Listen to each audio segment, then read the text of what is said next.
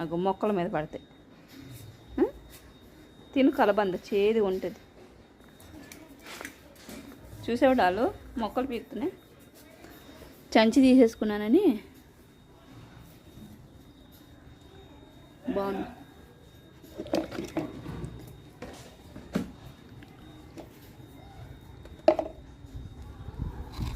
అది చూడండి ఎంత గుడ్ గర్ల్లో కూర్చుంది. గుడ్ బాయ్ లాగా. గుడ్ బాయ్ అమ్మా, గుడ్ బాయ్. ఈ చిన్నది భలే అల్లరండి బాబు అసలు.